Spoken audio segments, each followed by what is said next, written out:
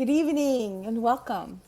I'm Lisa Mendez, Director of Programs at the Miami Book Fair, and it's my distinct pleasure to host tonight's broadcast from Books and Books, our independently owned Pride and Joy bookstore right here in Miami, Florida.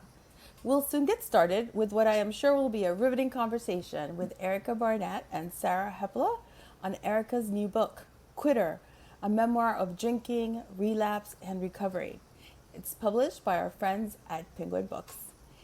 Erica Burnett is an award-winning political reporter. She started her career at the Texas Observer and went on to work as a reporter and news editor for the Austin Chronicle, Seattle Weekly, and The Stranger. She now covers addiction, housing, poverty, and drug policy at her blog, The C is for Crank. She has written for a variety of local and national publications, including the Huffington Post, Seattle Magazine, and The Grist. Sarah Hepola is the best-selling author of Blackout. Her essays have appeared in the New York Times Magazine, Elle, Bloomberg Businessweek, The Guardian, Salon, Texas Monthly, where she's a writer at large. Throughout this evening's broadcast, you're invited to ask questions by using the Ask a Question feature at the bottom of the screen. And you can order your copy of The Quitter or of Sarah's Blackout from Books and Books. You can access the Books and Books website directly by clicking through the green bar below, where you see me. We appreciate each and every order, as do our presenting authors.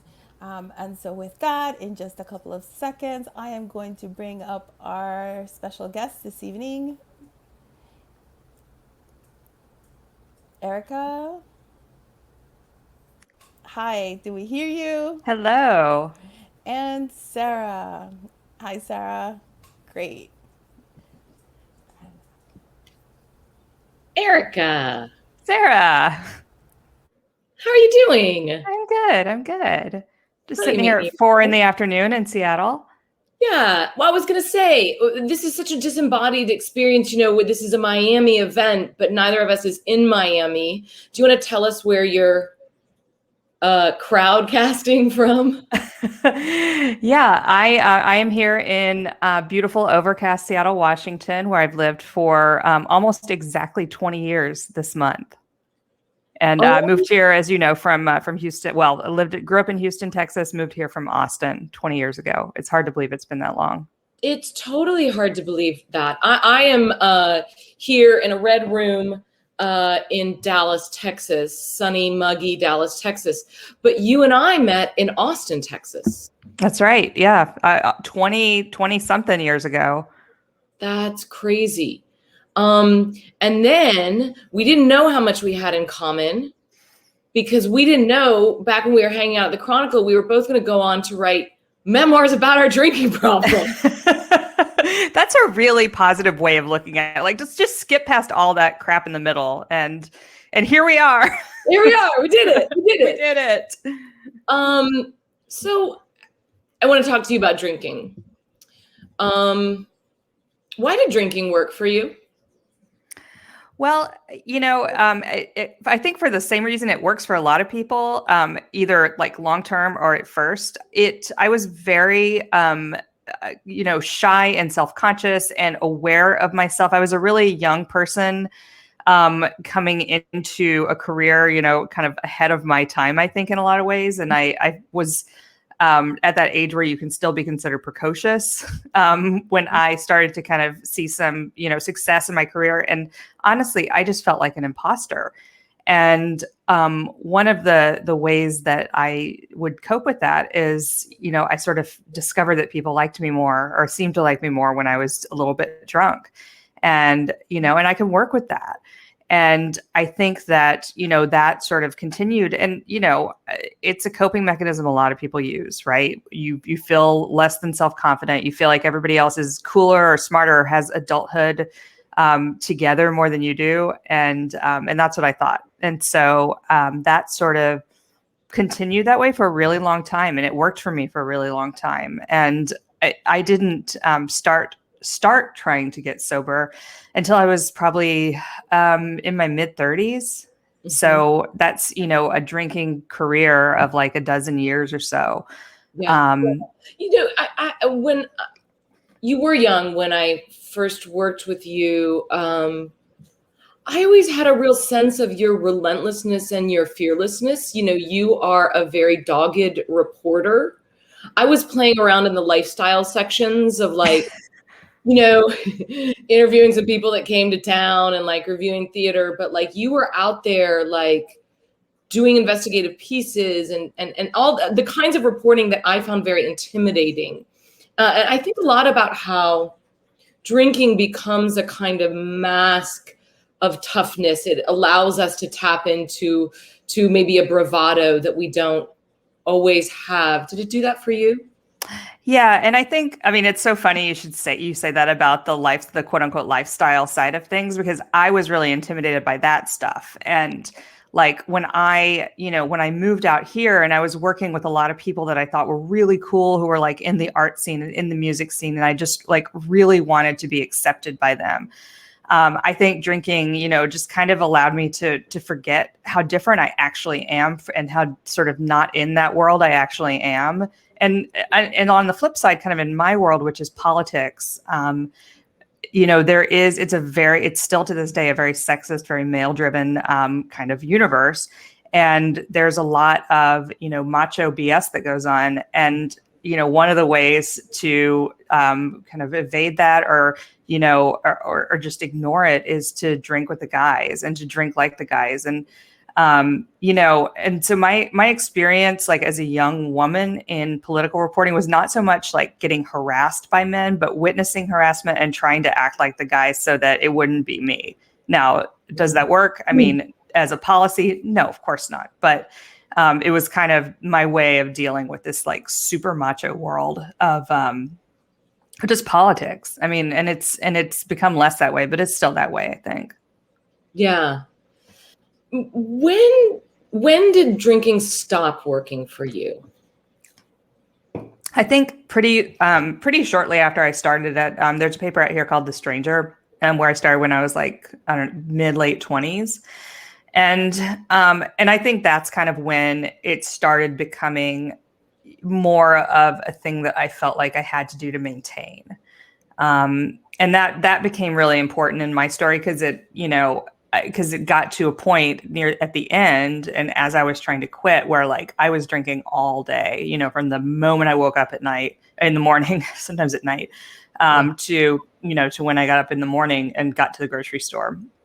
But it stopped working, maybe 7 or 8 years before I quit, and I started realizing like, oh man, like I am putting a bottle in my purse to go to the bar so I can keep up with people that I'm with.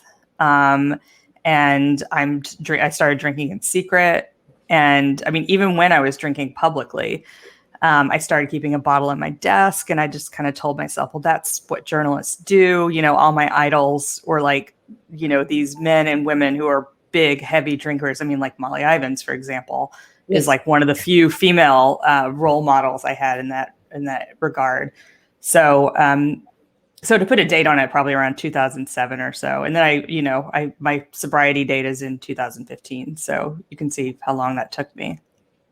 So one of the things that I really love about your book is that it illustrates so well how hard it is to change. I think there's a perception that a lot of people have that you hit bottom and then you decide to quit. And that's how easy it is. And in my own book, there's a passage of time where I was trying to quit, and it was about 5 years, but it's condensed to like 25 pages. And so the impression that the reader gets is that it happened really fast, but it didn't. It was god awful. It's god awful to be stuck in that protracted time period. So I want to talk a little bit about that. How did you first start trying to quit? Trying to quit. Yeah. Well, the first time I tried to quit, I decided that what I really needed to do was just go to detox, because I thought, well, this is something I can, like everything else I had done in my life, I think to that point, I just thought, well, all I have to do is take the steps that it takes to just physically quit. And for me, I thought, well, by that point I was drinking alone. I was skipping work sometimes. I was going on benders.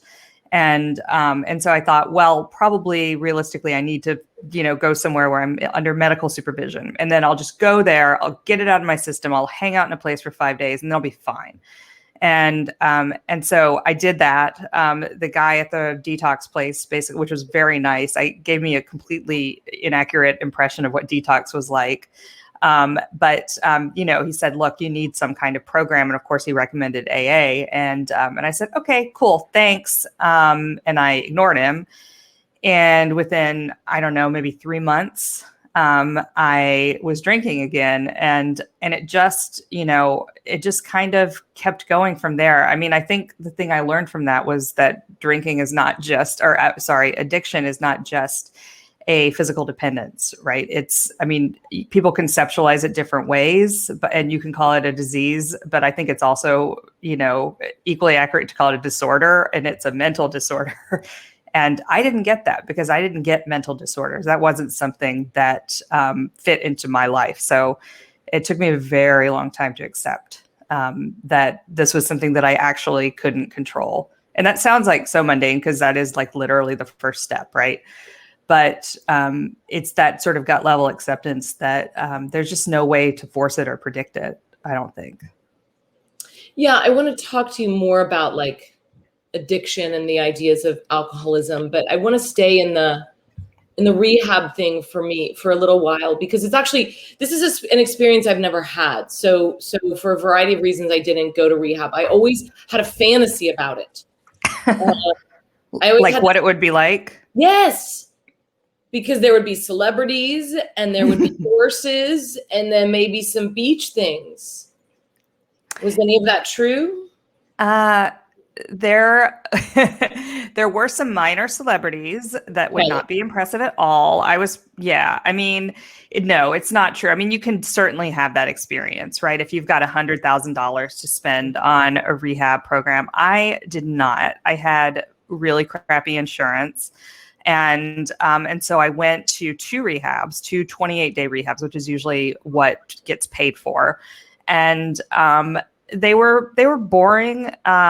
It's rehab. I've come to believe is mostly a place to dry out for a month. And sometimes that's really, really important and really useful.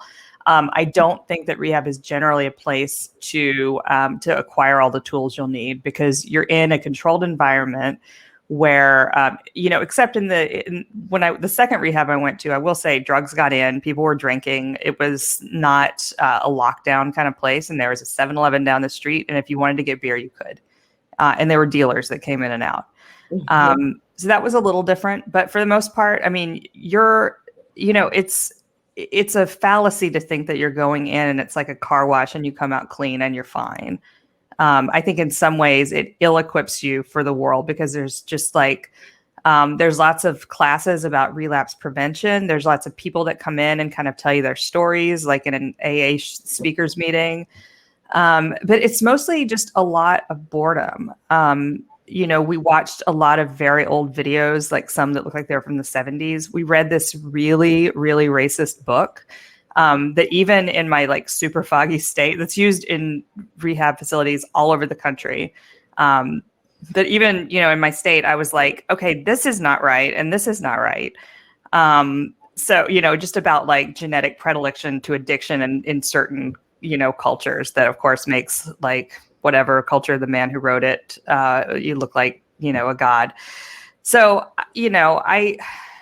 rehab is great to dry out, but I don't think that it's the thing that cures people. And if it did cure people, it wouldn't be such a successful industry, because it relies on repeat customers. And there were people in my second rehab that I went to who had been there 19, 20, 25 times. Oh my gosh. Wow. Okay. So I'm curious, there you are, a journalist. What is your journalist brain doing as you're watching this, you're learning this new industry, this new world that you've never known about? What were some of your observations? Did you want to write about it then? I didn't, my brain was kind of split because on one hand, I was like, I give into this. I'm here voluntarily. I surrender. So I'm going to just do everything they ask me to do and maybe it'll work. On the other hand, I mean, I remember, I questioned a lot of the stuff, and questioning is like the one thing that you can't do in rehab because you're considered defiant and you're considered stubborn. I mean, I remember we had to write down like character defects, and the character defects we perceived in other people, which I think is just, there's so many things that are wrong with that, but it's like, I don't know what comes out of judging other people, but one of the things people wrote down for me was feminist. That was one of my character defects. How dare you? I know. And, and I got in trouble for yelling at a guy who, was saying some really horrible things about women and his ex-wife and all this stuff. And in a class, and I found it actually pretty traumatic. And there just was no room for that. This is not to say this is how every rehab is, but both the ones I went to were very much like, you are the problem. You need to be broken down and you need to find all of your own character defects that caused you to be this way. And I think that can be really, really damaging to people who are already damaged. Sure. Well, it seems like an industry that's very unregulated. And like you've already acknowledged, benefits from repeat customers. Yeah. It felt, I mean, most of the people who were treating us, and one of them, I stay in touch with to this day. She was so wonderful, our counselor, but a lot of the people there are peer counselors. And I think peer counseling is great, but I don't think it's treatment. So by peer counselor, I mean like people who had been in that treatment facility, gotten a job kind of at the bottom rung of, just sweeping the floors or, just kind of being there for crises overnight or whatever, and had worked their way up very quickly to being the people who are treating us. And I don't, again, like that's peer help is great, but AA is free. And if I'm going into a treatment facility and I'm spending $40,000, or even $12,000, I do kind of expect a certain level of regulation and a certain level of, credentials. And I just, at the time, I mean, I was so happy to just get in anywhere. I just went to the first place that could take me because I had that like little window where I was going to be willing to go away for 28 days. And so I just snapped up at, whatever opportunity. It was only later that I learned more about how the industry works. And so you mentioned earlier that rehabs don't necessarily equip you for life on the outside. They really kind of can't. They're closed systems. So what happens to you when you get out of rehab? What are the challenges you face? What are the triggers that happen? Well, so you do learn to deal with triggers. But the problem is that in the world, I mean, I don't know if you've noticed, but the world is an advertisement for drinking. And like, and so, you go outside. I mean, the hardest thing for me, I mean, every time I tried to quit, but, including this most recent time, 6.5 years ago, I couldn't go to the grocery store. I couldn't go get gas. There's just, not that I could afford a car when I got out of rehab, but there's triggers everywhere. And so, so that is a problem that you're not equipped to deal with if you're sort of hermetically sealed for a month or 6 months or whatever. But the bigger problem was that I had absolutely no preparation for what to do if I slipped. And, and I think there are gradations of relapse, right? You can go on a bender. You could have one drink and say, oh, that is sending me down a really bad path. And I'm going to stop at that one and I'm not going to drink again. And there are all different gradations, but rehab doesn't equip you to deal with any of those because it teaches you that if you relapse, you need to come back to treatment. And also that if you relapse, you've failed. You did something wrong. You didn't follow the program. You didn't follow the steps. And so it's on you. And I just think that's a really damaging way to think of a disorder that, has as one of its primary conditions relapse. It's not your fault if you exhibit the symptoms of a disease, or a disorder or whatever you want to call it. Well, like I told you, I spent a lot of time in relapse. I mean, unofficially, because like how do you count a relapse? Does you have to be in AA and then you can start counting days, or is a relapse when you declare to everyone you're going to quit drinking and then 5 days later you start? I mean, what are official relapses? But let's just say that it's a period of time where you want to quit drinking and you can't. Well, that lasted for a long time for me, and I think of it now as like practice. Mm-hmm. I think that's a great way to think of it. I was practicing what it was going to be like to be a sober person. And I would try it on a little bit, and I would do it for a week and I would take it back. And then I would do it for a month and I take it back. And when you look at it, I do like the idea of counting days and accountability. I do like that clear, bright line. But at the same time, there is this the thing about relapse, and people beat themselves up so much. And the more you beat yourself up, the more you feel like an F up. And then the more you want to drink. And also you feel like, what's the point in going back? I mean, what's the point? And now I'm here. And for me, I mean, it was, maybe a little different than for you, because I don't know how to just have a drink and stop, or just sort of drink for a little while. I mean, I would immediately, I mean, within days, be drinking in the morning, be drunk all day, pass out at work, just like the worst stuff. So I knew that's what's coming. But at the same time, it was still practice. As you say, like, even though the consequences were really dramatic for me, I didn't start back at zero at any point. I mean, it's impossible to start back at zero, because life doesn't set you all the way back. I mean, I had learned things, I had grown, and I had, for example, learned like simple things like, if you go to the grocery store, it's a really good idea to have someone on the phone the whole time. Ooh, smart. I like that. And I mean, and that's something that I learned through practice, and that I wasn't taught.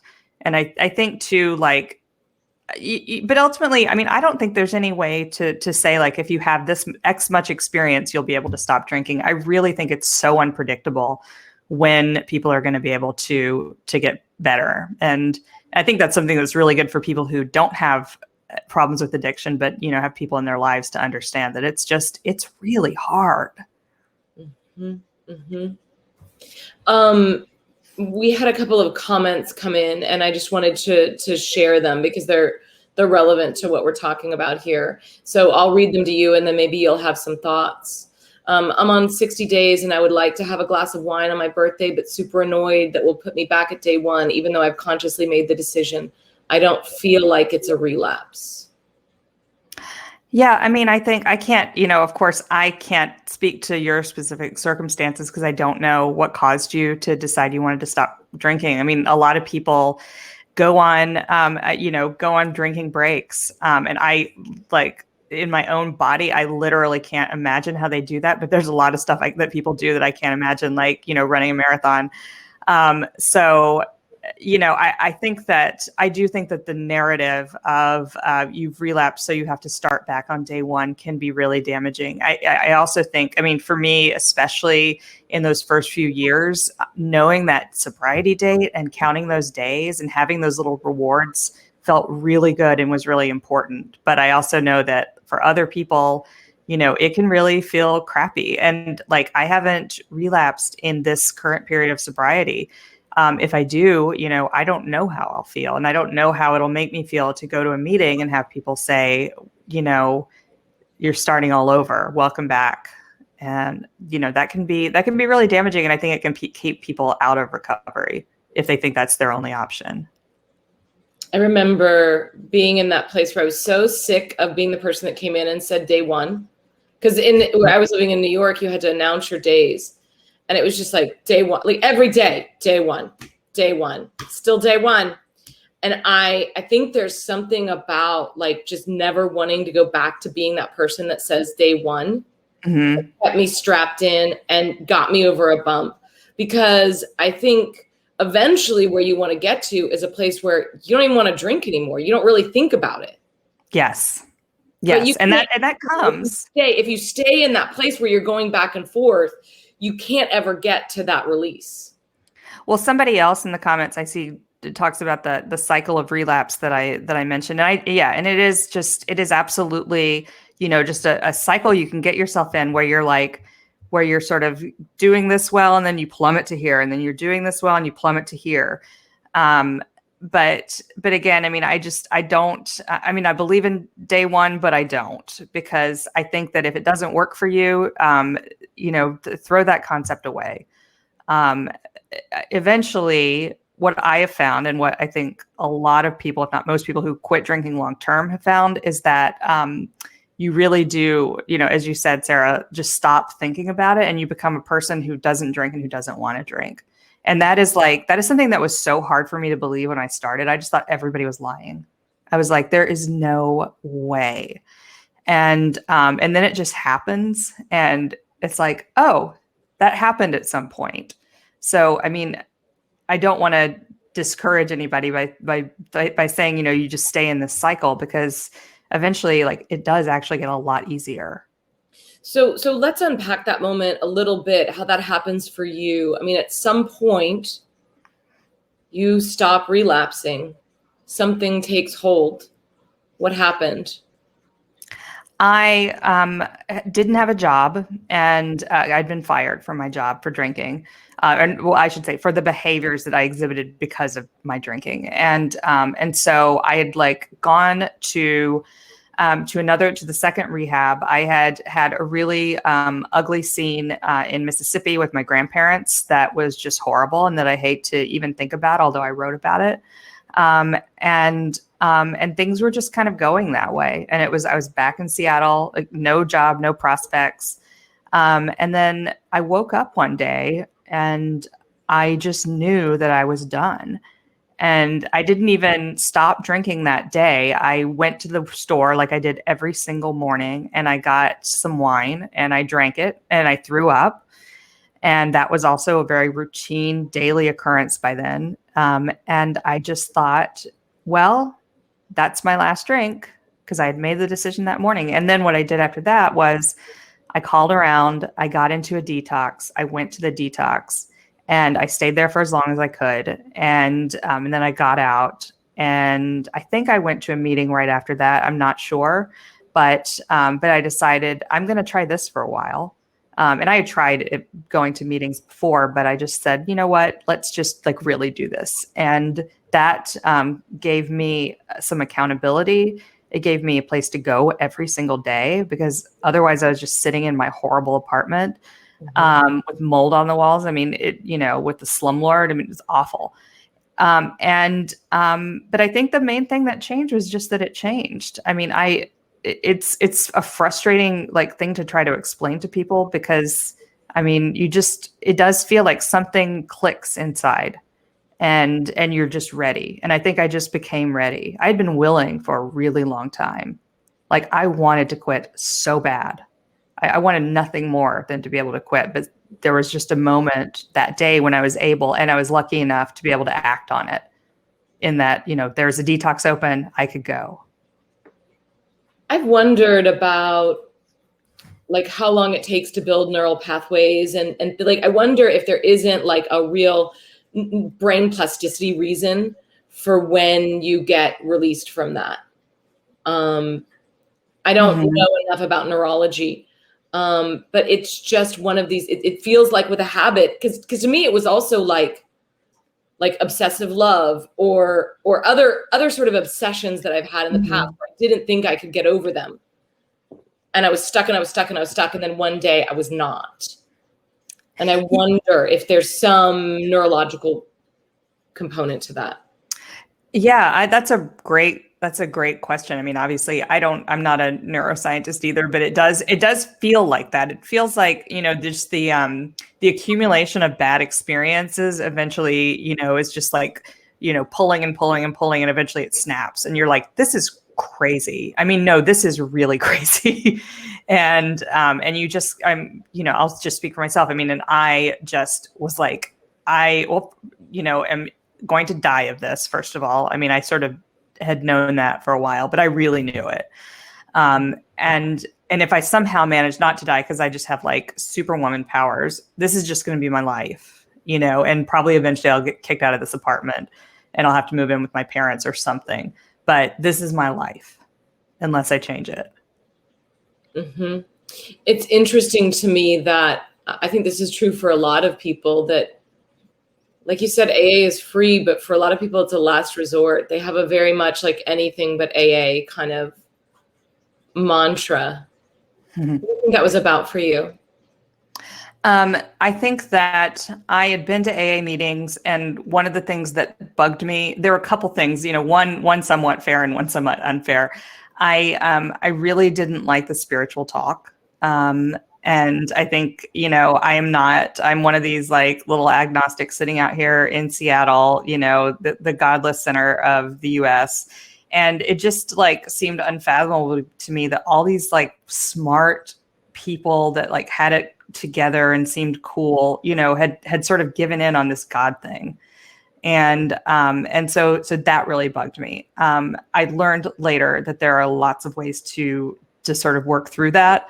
And so that I think, was it was possible for me to work through it. I think that there are legitimate reasons that some people are not comfortable, with any conception of God, because of like their life experiences or whatever it may be. The other thing that really bugged me, and this was really quite unfair, but I just hated how happy everybody seemed. It didn't seem credible to me. I was like, I'm just going in there and I'm like, I have been miserable my entire life. I'm angry. I've been angry my entire life. I hate everybody. And these people are fakers and they are phonies and I hate them. And so I was just like, oh, the hand holding and the hugging and the it gets better talk. It just really, really turned me off. And then, I became one of those people. And now I'm probably the person that people find really annoying. So that was unfair, but it's actually, I think most people kind of come in not believing that you can be happy after being miserable for a long time. I just think I'm so surprised when people come into AA and they don't hate it. Like, I'm just shocked. And when people like actually want to stay or like because to me, it was just like every part of me just wanted to like run kicking and screaming from that. And what's so funny now is like I talk to people about, and I don't know if my sponsor's on this call, but but I talk to people about like, because I have not been going, but I talk to people about like it would be wonderful if everybody could, just take some of the AA principles and like adopt them in their own lives. And I feel sorry for you that you don't have this stuff. And it's like, who are you? But yeah, it takes time in whatever system it is that you're like working in, whether it's, an atheist agnostic system or therapy. I mean, people hate therapy at first too. I mean, it takes time to get used to doing anything that feels sincere. And I think ultimately, like, that's what it came down to. Like, I hated the sincerity of people because I could not be honest with myself or anyone about anything. Yeah, that's interesting. I'm going to keep asking you questions, but questions are coming in through this ask a question function. And I want to encourage more people to do that. It's really great for Erica to get, direct questions from people that might be struggling, that have, because I have ideas of what I can ask, but it's always better when it comes from you guys. So I'm going to read you this question. Can you talk about repairing or not repairing relationships with loved ones through your time drinking and as you've been sober? How do you and your loved ones move forward? Yeah, it takes time. I was going to say it takes a really long time, but that hasn't been true with everybody. I really hurt my family and I hurt my best friend who the book is dedicated to very, very badly. And most of that hurt was not for the reasons that I thought it was. And so the way that I started repairing was I really did try to make amends to people. And that doesn't mean saying I'm sorry, although that's a component of it. The important part of that conversation, and again, like, you don't have to think of it as amends, but it is healing a relationship. The important part is to say, what can I do? What can I do that is meaningful for you? Because helping people in a way that is only meaningful for yourself isn't help. So I asked my parents first. I mean, that was the most kind of meaningful one for me, or two for me. And, I said, what can I do to make this better? And, my dad, who never cries, who's cried once in his life that I can remember, started crying. And he said, I just want you to call me more. And I was like, wow, that is not what I would have expected. Like, I would have expected, I want you to, I don't know, like pay back, the money that you borrowed from us for rent, or just, or there's nothing you can do. This is irreparable. And like, that is not what happened. And in some cases, on the other side, you can't repair things on your own. And sometimes relationships are too broken. And sometimes the other person, just isn't there or can't do their side of the work, because it isn't all you. It's a two-sided thing with any relationship. So, but yeah, the first thing for me was saying, hey, I know I screwed up. Here are the ways that I know I've screwed up. Can you tell me other ways, and can you tell me what I can do?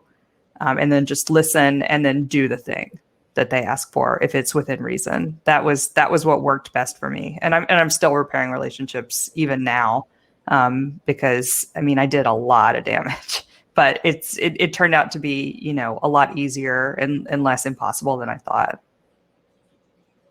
So here we are, kind of coming out of a pandemic that's lasted for a year and a half, and probably we don't really know what the drinking rates have been during that time, but we can guess. I mean, I don't know about you. I'm so glad I was sober through that. Oh my God. So much drinking at home alone, like looking at a screen, is what I imagine. And, from reading about like what people are doing, or just going. I mean, I've gone to Zoom happy hours. It is not fun, and I don't imagine it's that much more fun if you're drinking. I was a very social drinker, but I mean, there was a certain escapist fantasy to which I just really loved staying in my house and drinking all the time. And they didn't have things like delivery booze back then. And, I had to go look in the bodega owner's face. And then that was the way that kind of like kept me in line, because, I ran out of bodegas to go to, or like there was some check on my behavior. I just feel like there's a lot, like people don't have checks on their behavior. Nobody knows how much other people are drinking. Yeah. And I think that's absolutely true. And I think that, just the stress that we've all gone through, has caused people to drink more. I mean, we've seen, I assume there are similar statistics nationwide, but like in Seattle here, I mean, the amount of alcohol purchased has gone up dramatically, and across like including the fact that bars and restaurants have been closed. So I think, when there are no checks, people drink more, and people develop drinking problems. And I think one thing that has been interesting and will be interesting coming out of this pandemic is, I think that more people are going to look for help. I think people who had, perhaps milder drinking problems have developed more serious drinking issues, and may actually, because of that, decide, what, I actually have a problem, or I actually need to get this under control, or I actually need to quit. There's no accountability from the bodega owner, but there is often accountability from people you live with. And so unless you live alone, which I did, it's a little harder to hide that the kind of behavior that results from drinking, during the day. So, it is, I hope that the news is not all bad as we come out of this. I hope that there is some good news, which is that people are seeking out help. I know that a lot of people reached out to me during the pandemic just to be like, hey, things have gotten crazy. Like, what do you recommend? Right. And what do you tell them?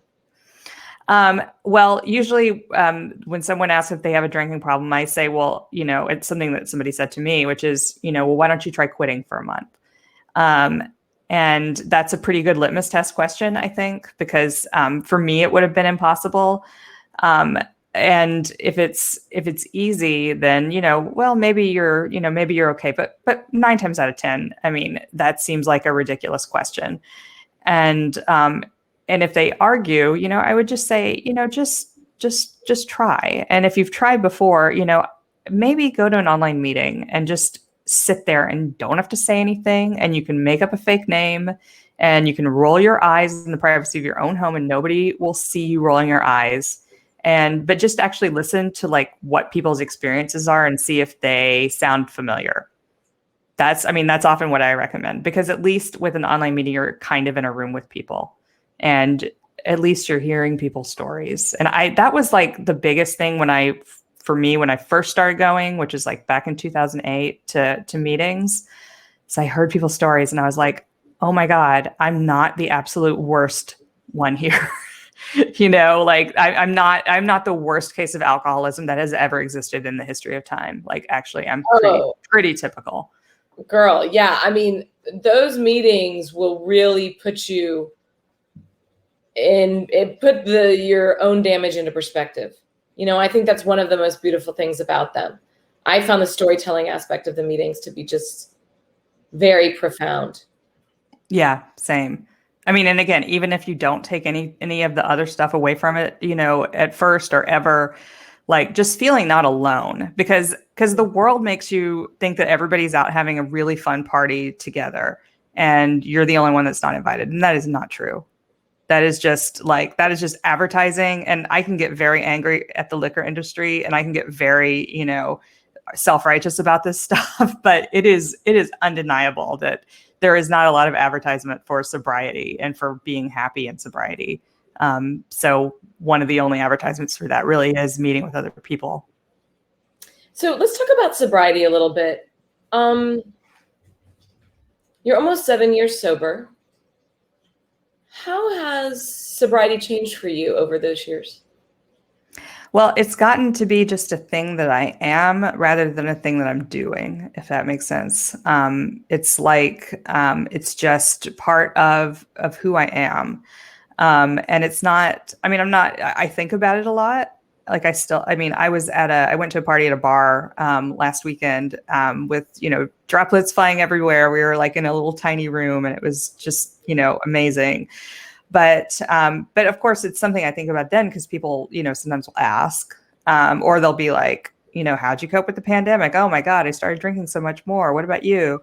But it's not something I feel like I have to maintain actively every single second. And like at the beginning, it feels like you're just like gripping onto it with your teeth. Mm-hmm. And it feels like it's second by second. And like, how am I going to live this way the rest of my life? And then you just kind of start living and it just feels normal. I mean, some of the benefits of sobriety are clear-headedness. That's just like, that's the best thing. I don't like being drunk. I didn't like being drunk when I was drinking, really, because I like being clear-headed. And I like being able to verbalize my thoughts well.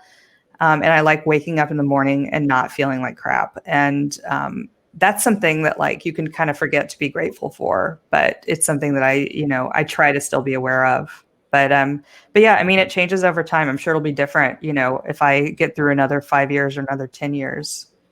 But it's like every single day has undeniably been better than, the best day before. It's so true. Like when you first quit drinking, the most amazing thing is to wake up without a hangover. It's like, yeah. What? How did this even happen? And then now I've had 11 years of it and I'm like, whatever, I completely forget the small gifts of just waking up and being happy. Mm-hmm.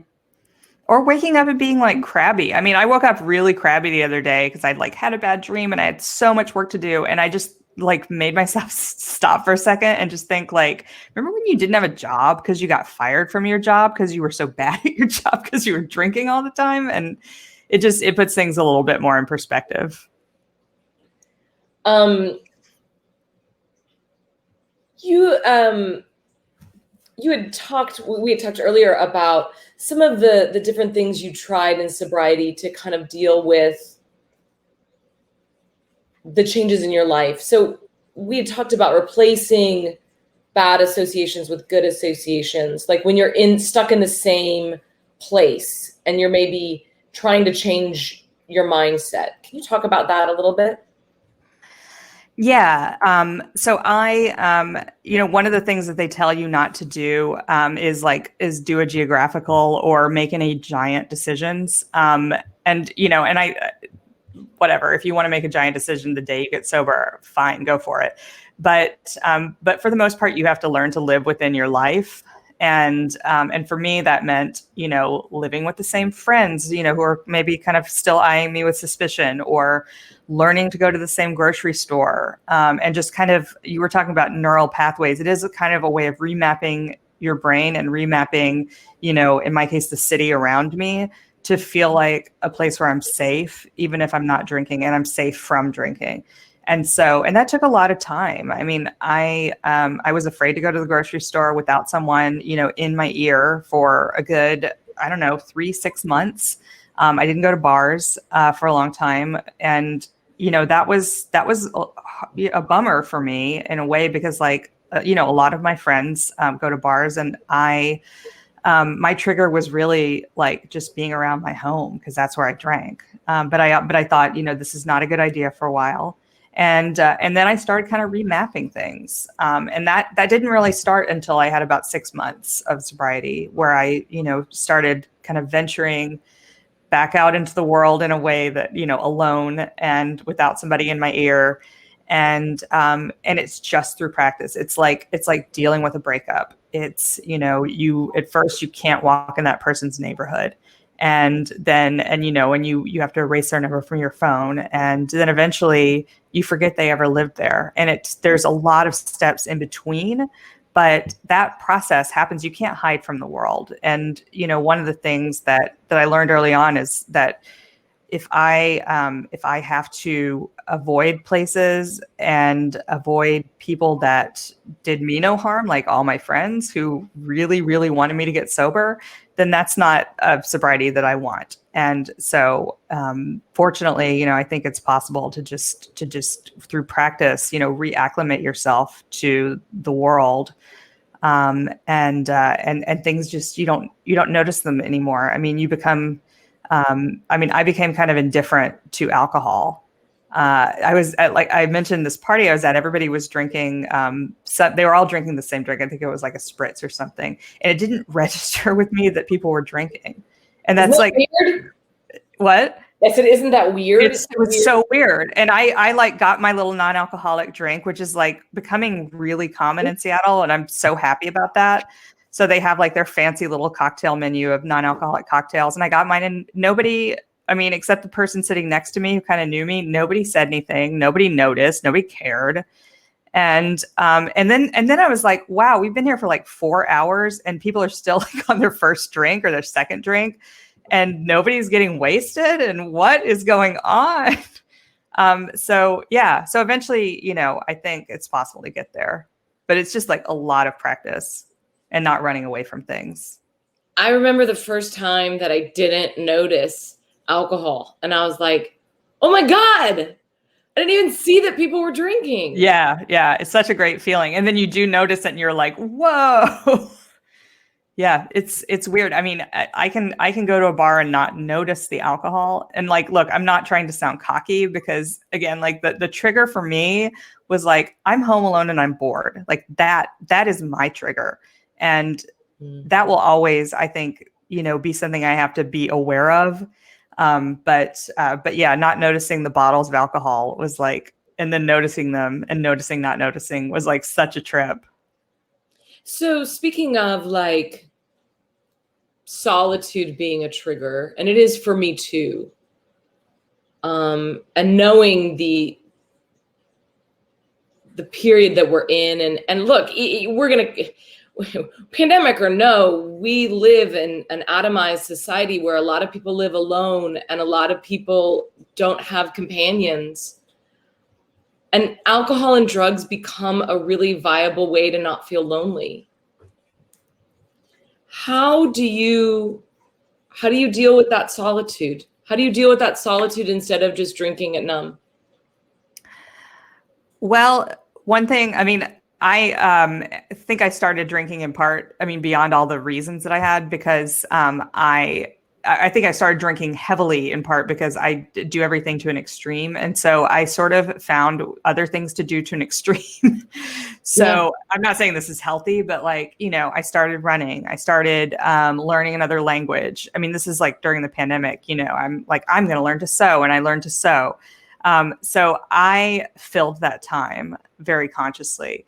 And I started like really gardening intensely. So I did all the stuff people did, but I think I did it to an extent that I was never bored during the pandemic. And like for me, boredom is the thing. I mean, I've lived alone until recently for almost the past 20 years. Mm-hmm. And so I like living alone. I like being able to have my little weirdsies and like just sit around in my flip-flops and whatever. But it was more that feeling of like either loneliness or boredom that would get me. So I just try to consciously fill that time. Yeah, I really don't know that you can change a habit without replacing a habit, Mm-hmm. Like if you just leave this gaping hole, it's just like, it's too hard. And that's why meetings were so good at first, because I was like, I don't know what to do with my time. Like I have nothing going on. So I just sort of, that's my strategy. It's worked so far, but I also think like having some people who around you who are also going through the same thing is really useful. Like just somebody you can call and say, I'm struggling. Cause I've had those moments too, for sure. Absolutely. People often, actually there was a question that just came in, so I'm going to divert from what I was going to do and I'm going to read it instead. To talk from the opposite extreme, I'm genetically allergic to alcohol. I produce less alcohol dehydrogenase. Sure. I wonder if there is anything that can duplicate that experience for people who want to quit drinking. I mean, there are drugs, certainly. I don't think, that will, there's, what is that drug called that makes you throw up? Well, there's antabuse. That's what I was trying to think of. Naltrexone or whatever it's called is the one that takes the joy out of it. Yeah. So there's a few drugs that, naltrexone is like an opiate inhibitor, which also, or an agonist, which also makes it, so you don't really enjoy it and you don't get as drunk. But I think like, the point that I would make to people who say that that's a solution is that it's not. That's just the dependency side. And I think it's great to deal with a physical dependency, but I also think that the things that cause you to be addicted to something are very complex, and they are all wrapped up in psychology and need and, a lack of fulfillment in your life for whatever reason. And you have to deal with those things. And also everybody should go to therapy. Full stop. It's fascinating though. There is a genetic component to this. For sure. And some people have a predisposition that others just don't have. I knew from the beginning I could just drink like unlike other people, Yeah. And I thought that I did not have a genetic predisposition at all because no one in my family drank.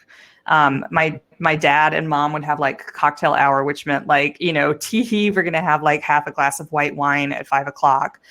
And then of course I found out later that I very much have a history of alcoholism, a few generations back in my family, when my dad told me, that his side, were all drunks, and my granddad told me some stories too. And I was like, oh, well, you didn't mention that when I was growing up. And so there's a very strong genetic component. But there are genetic components to psychological issues too. So I just think it's all of the above. What are things that people did that helped you when nothing else could break through? And what are things that you wish people hadn't done? Well, I think people, before I actually quit, people told me that I was going to die. And I didn't believe it, but it lodged in my brain. And I've since known people about my age or a little younger, about my current age or a little younger, who have died of alcohol poisoning or of detoxing without medical supervision. You can have a seizure, it can kill you dead. That lodged in my brain. I don't know why, it just did. That was helpful. And, and people kind of reminding me of how I used to be. I was, very physically very different looking when I was drinking and near the end of my drinking. And I was just, I was an irritable, mean, and not very together person who didn't make a lot of sense a lot of the time. And, and that made me feel horrible having people, I was like, why would you bring that up? I mean, it made me angry at the person, but it also made an impression on me. I think the thing that was perhaps less helpful was that I think a lot of people thought that once I went through treatment once, I would be fine and I'd be done. And that's what treatment is. It treats you and then you're treated. And that is not how it works. And I didn't know that. And I think that other people don't know that either. And so like my parents were basically, washing their hands of me after the first time didn't take, because they had every reason to think that that's how it worked. And that I wouldn't, I'd go through this process. And then if I relapsed, that was on me. So sort of that expectation, I think, can be unhelpful. And then, the worst thing, I mean, this still happens to me. People say all the time, and this happened this week. People say, well, can't you just have like one drink? Right. And I am just like, I don't know. I'm shocked because I guess I think that we all live like in an enlightened world where people understand how this works. And of course we don't, but people still say that to me. Can't you just have one? Like, what's your problem? Like, you're just joking, right? I'm like, do you want to see me in 2 days after I start drinking? Because I'm not going to stop. What do you wish you knew back then? Well, I wish I knew that that there was a way to be happy. I think that was kind of the main problem I had deep down, is I was profoundly unhappy and I didn't think happiness was possible. I thought people who said they were happy were lying. And I thought that certainly if they're not, it is not a possibility for me. And then one day I woke up and I was happy. But I couldn't get in my mind from where I was to where I am now. So I wish I had somehow understood that it was possible. I mean, that it would take a lot of work, but that it actually is a thing that happens, because I just did not believe that for the longest time. Well, that seems like the perfect note to end this thing on. Do you have any more final thoughts before we part? Just, if you are worried about someone, or you think that you have a drinking problem or, a drug problem, I just think it's incredibly important to reach out to someone if you have somebody in your life who knows more than you do about this stuff. So think about who that might be. And if you don't, like I said, go to a meeting, sit in the corner, be quiet. Don't talk. You don't have to. Just, low expectations and just listen.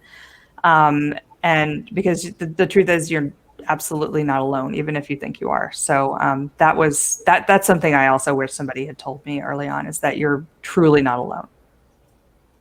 It's true. Well, Erica, this has been fun. I'm so glad we could do this. And Lizette's back. Thank you so much, both of you. That was really amazing. And, congratulations to the both of you that you were able to get to this point where you can talk about it and share your experiences. And, we all know someone, we're all that person in one way or another, with one substance or another, or one part of our life or another. So I think, regardless of where we're all coming from, it's important to listen to these experiences and do what we can to help ourselves and help each other. And thank you both for the time that you've given. And everybody, there's one book we're talking about today. It's Erica's book, Quitter, but also Sarah has a book, and you can find it online, Blackout, on booksandbooks.com, available for sale. And thank you all for being here tonight, and we'll see you again soon. Thank you. Thank you.